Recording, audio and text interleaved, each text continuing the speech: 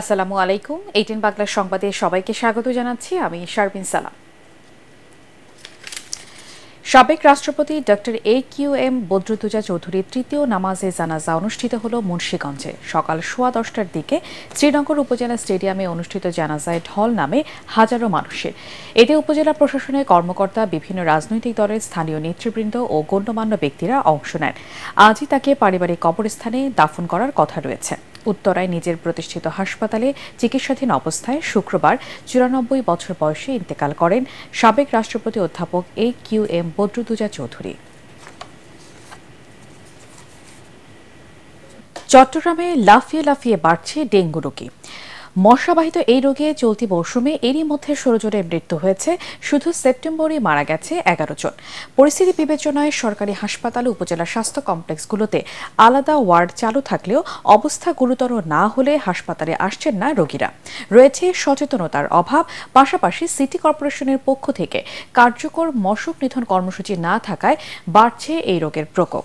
চট্টগ্রাম থেকে আরও জানাচ্ছেন সৈয়দ তাম্মিম মাহমুদ। চট্টগ্রামে আশঙ্কাজনক হারে বাড়ছে ডেঙ্গু আক্রান্তের সংখ্যা। গেল আগস্ট ও সেপ্টেম্বর মাসে ডেঙ্গু আক্রান্ত রোগী ছিল যথাক্রমে 202 ও 907 জন। সেখানে চলতি মাসের প্রথম 5 দিনেই আক্রান্ত হয়েছে 185 জনের বেশি। এর মধ্যে এখন পর্যন্ত মৃত্যু হয়েছে 16 জনের।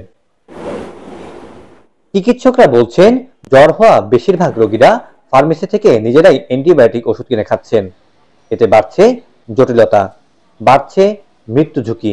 ডেঙ্গু প্রতিরোধে নেই পর্যাপ্ত গবেষণাও। এবার দেখা যাচ্ছে ডেঙ্গু রোগী জ্বরের পরপরই রোগীগুলো আমরা খারাপ দেখতে পাচ্ছি। বেশিরভাগ ক্ষেত্রে এখন দেখতে পাচ্ছি যে জ্বরের যে তারতম্যটা এটা অনেকখানি বদলে গেছে এবং খারাপ রোগীগুলো আমরা পাচ্ছি বিশেষ করে জ্বরের দ্বিতীয় দিন, তৃতীয় দিন থেকে।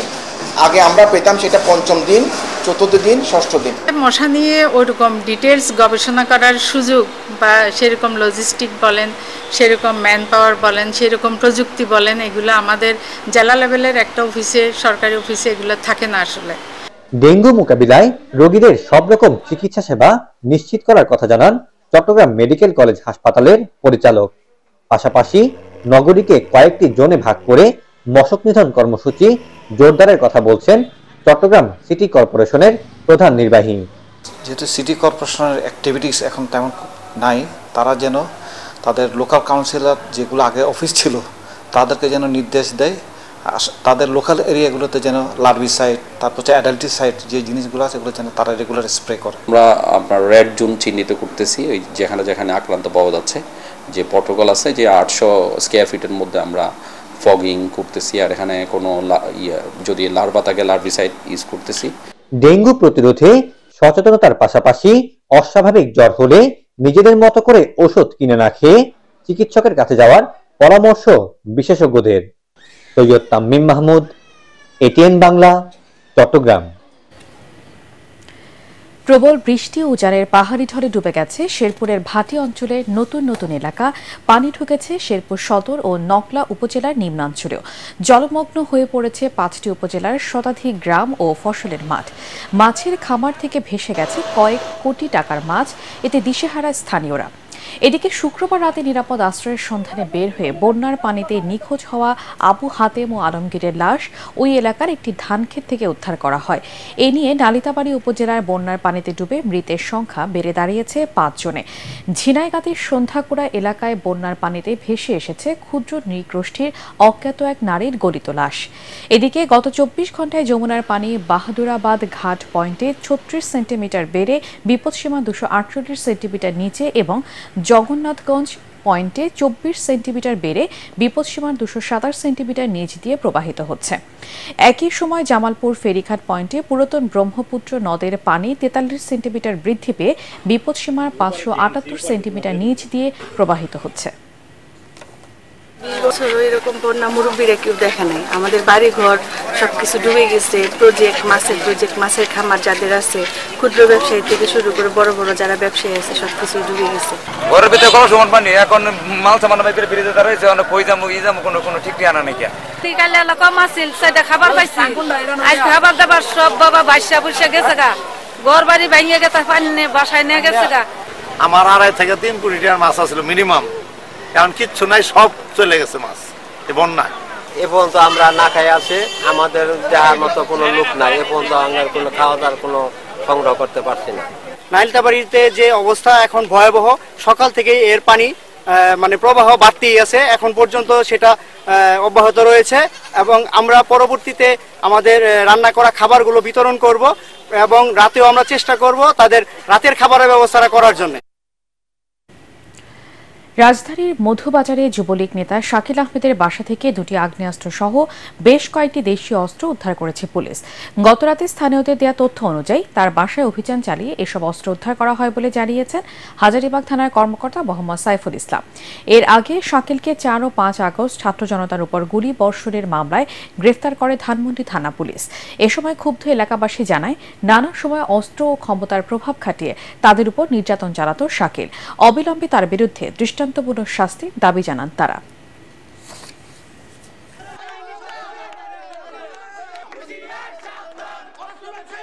4 তারিখ 5 তারিখ থেকে তার আগের ঘটনাতে সে স্ট্রংলি এখানে সে বিভিন্ন ধরনের ঘটনার সাথে জড়িত ছিল। তার হাতে অনেকেই অনেক সময় এরকম আগ্নেয়াস্ত্র দেখছে। সে বিখ্যাত সন্ত্রাসী ছিল এই এলাকায়। এখানে বিভিন্ন ধরনের চাপাতি, সুরা এবং একটা পিস্তল এবং একটা রিভলভার। যেহেতু আর্মস ইলিগাল আর্মস, এই আর্মসের কোনো ইয়ে নাই, আমরা অবশ্যই একটা অস্ত্র মামলা হবে। সাভারে বৈষম্য বিরোধী ছাত্র আন্দোলনে হত্যা মামলার 2 আসামিকে গ্রেফতার করেছে পুলিশ। রাতে সাভার পৌর আওয়ামী লীগের শ্রম বিষয়ক সম্পাদক আব্দুর রাজ্জাককে মজিদপুর থেকে গ্রেফতার করা হয়। আমিনবাজার থেকে গ্রেফতার করা হয় আমিনবাজার ইউনিয়ন ওলামা লীগের সভাপতি ফয়েজকে।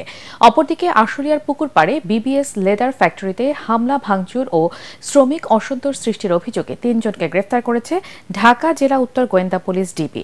গ্রেফতারকৃতরা হলেন গুল রায়হান, শাকিল ও মুন্নাফ। গ্রেফতারকৃতদের সকালে আদালতে পাঠানো হয়েছে।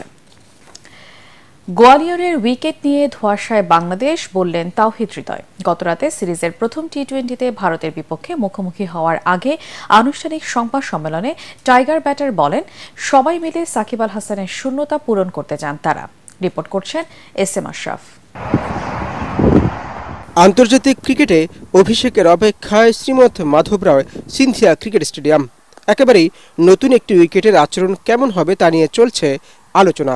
দুদিনের অনুশীলন শেষে কারো কারো মনে হচ্ছে মধ্যপ্রদেশ ক্রিকেট অ্যাসোসিয়েশনের এই মাঠে বড় স্কোরই হতে যাচ্ছে। তবে তাহিদ হৃদয় এখনো নিশ্চিত নন। ডোমেস্টিক খেলা, ইন্টারন্যাশনাল। তো আমি মনে করি যে এখানে আমাদের খেলাটা শুরু হলেই বুঝতে পারবো উইকেটটা দেখে কেমন হয়। প্র্যাকটিসের উইকেট থেকে যতটুকু বুঝেছি এখানে উইকেটটা স্লো আছে, লো আছে। এরকম উইকেটে হাই স্কোরিং রান খুব কমই হয়। আইপিএল খেলাও এখানে হয়নি, তো দেখা যাক যে কি হতে পারে। প্রথম দিন বুঝতে পারছি। স্বাগতিকদের বিপক্ষে কঠিন চ্যালেঞ্জের ম্যাচে বাংলাদেশকে নামতে হচ্ছে আন্তর্জাতিক টি-20 থেকে অবসরে যাওয়া সাকিব আল হাসানকে ছাড়া। টাইগার ব্যাটার বলেন, বিশ্বের অন্যতম সেরা এই অলরাউন্ডারের শূন্য স্থান কারো একার পক্ষে পূরণ সম্ভব নয়। দিন শেষে আগে পারফর্মটা করাটাই ম্যাটার করে।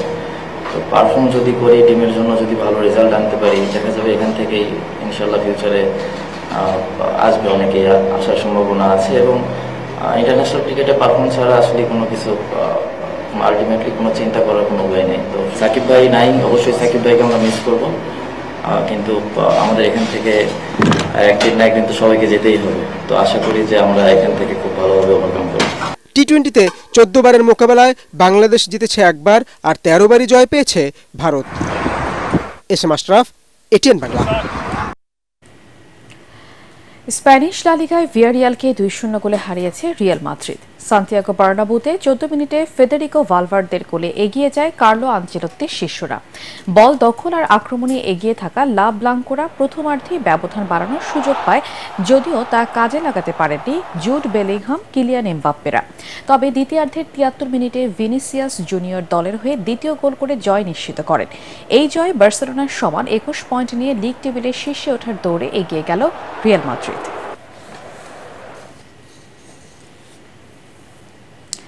এই ছিল এখনকার মতো। পরবর্তী সংবাদ দেখার আমন্ত্রণ জানিয়ে শেষ করছি। এটিএন বাংলা সংবাদ ইউটিউবে দেখতে ব্রাউজ করুন, youtube/ATN Bangla News।